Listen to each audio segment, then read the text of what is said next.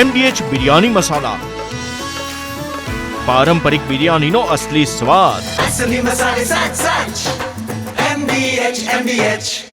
વડોદરામાં શ્રીજીની પ્રતિમા પર ઈંડા ફેંકવાના મામલે સેન્ટ્રલ આઈબી દ્વારા ઘટનાની તપાસ શરૂ કરાઈ હોવાની વિગતો છે। આતંકી સંગઠન SIMI અને સ્લીપર સેલની સંડોવણી અંગે તપાસ શરૂ।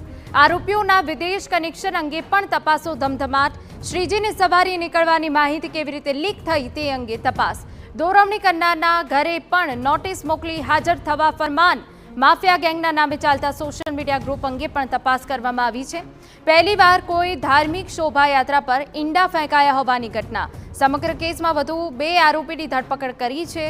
શહેરની શાંતિ ડહોળવા પૂર્વ આયોજિત કાવતરું હોવાનો પૂછપરછમાં ઘટસ્ફોટ થયો છે। તો વડોદરામાં શ્રીજીની પ્રતિમા પર ઈંડા ફેંકવાની ઘટનામાં પોલીસે વધુ 2 આરોપી જુનેદ અને જાવેદની ધરપકડ કરી, જેમની પૂછપરછમાં ચોંકાવનારા ખુલાસા થયા। શહેરની શાંતિ ડહોળવા પૂર્વ આયોજિત કાવતરું રચાયું હતું। હવે આ સમગ્ર મામલે આઈબીની એન્ટ્રી થઈ છે, જે બાદ તપાસો ધમધમાટ હાથ ધરાયો છે।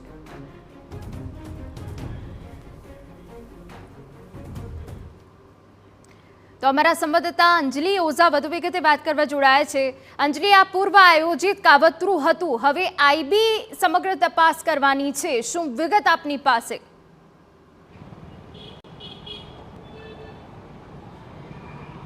બિલકુલ હિના, જેવી રીતે એક સગીર સહિત 4 આરોપીઓને આ કેસમાં ઝડપી પાડવામાં આવ્યા છે। વાડીના ખાનગાહ મહોલ્લા છે કે જ્યાં આગળ આ 4 આરોપીઓએ મિટિંગ કરી હતી અને તે મિટિંગ દરમિયાન નક્કી કરવામાં આવ્યું હતું કે પાણી ગેટથી માંડવી તરફ જતી જો કોઈ પણ શોભાયાત્રા હશે તો તેના પર ઈંડા ફેંકવામાં આવશે। ઉલ્લેખનીય છે કે ગણેશોત્સવ ટાણે જે તોફાન કરવાનું જે કાવતરું કરવામાં આવ્યું હતું તેનું પૂર્વ આયોજન કરવામાં આવ્યું હતું। હાલ આપ જે દ્રશ્યો જોઈ રહ્યા છો, આ જ સ્થળ પર જે શ્રીજીની પ્રતિમા લઈને જતા માંજલપુરના જે યુવકો છે તેઓ પર ઈંડા ફેંકવામાં આવ્યા હતા, જેમાંથી એક ઈંડું જે શ્રીજીની પ્રતિમા છે તેના પર પણ પડ્યું હતું। એટલે ગણેશોત્સવના સમયે જ શહેરમાં કોમી તોફાનો કરવાનો જે પ્લાન ઘડવામાં આવ્યો, તેમાં આરોપ ધરાવતા જે માફિયા ગેંગના જે સભ્યો છે તેમાંથી વધુ 2ની આજે સિટી પોલીસ દ્વારા ધરપકડ કરવામાં આવી છે। વાડીના ખાનગા મહોલ્લામાં રહેતા અને મોટો મગર અને નાના મગર તરીકે ઓળખાતા આરોપીઓ સંબંધમાં સગા ભાઈઓ છે અને બંને પ્રકરણમાં પહેલા પણ 3 આરોપીઓની ધરપકડ થઈ ચૂકી હતી। એટલે કુલ 5 આરોપીઓ આ ઘટનામાં સામેલ છે। 7 લોકોની મિટિંગ હતી, જો કે 2 આરોપીઓ બાકીના ક્યાં છે તે અંગેની હજુ પણ તપાસ હાથ ધરવામાં આવી રહી છે। સિમીના અને સ્લીપર સેલની સંડોવણી છે કે કેમ તે સમગ્ર બાબતને લઈને હાલ જે કેન્દ્રીય ગુપ્તચર એજન્સીની ટીમ છે તેઓ દ્વારા આરોપીઓની જે સઘન પૂછપરછ છે તે કરવામાં આવી રહી છે।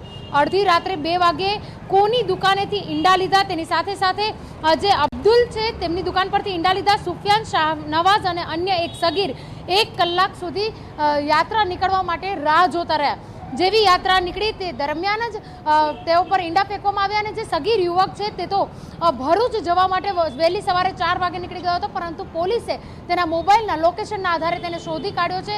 હજુ પણ હવે જ્યારે સેન્ટ્રલ આઈબીની ટીમની એન્ટ્રી થઈ છે, સેન્ટ્રલ આઈબી દ્વારા તપાસ શરૂ કરવામાં આવી છે, સાથે સાથે વડોદરા શહેરની ક્રાઇમ બ્રાન્ચ અને સિટી પોલીસ દ્વારા પણ આરોપીઓની સઘન પૂછપરછ કરવામાં આવી રહી છે કે અન્ય કેટલા લોકો જોડાયેલા હતા।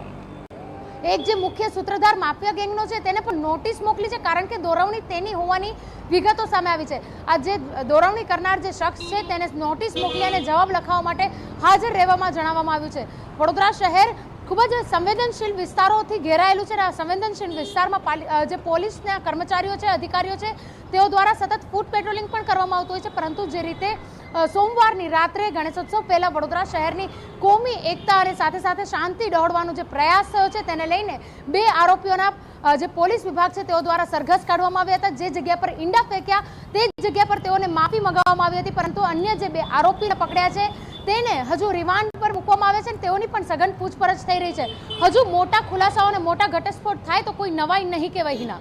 જી બિલકુલ આભાર અંજલિ। તો હજુ કેટલાક મોટા ઘટસ્ફોટ થવાની પણ શક્યતાઓ છે।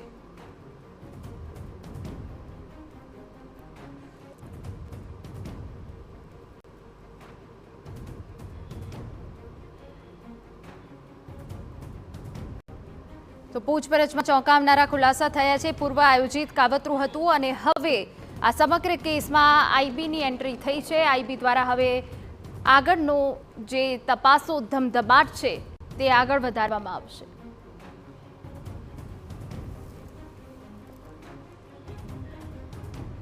MDH કિચન કિંગ મસાલા રસોડામાં હોય તો આપણે કંઈ પણ બનાવી શકીએ છીએ. રીંગણાનો ઓળો, બટેટા ફુલાવર, ભીંડી મસાલા અને બીજું ઘણું બધું. MDH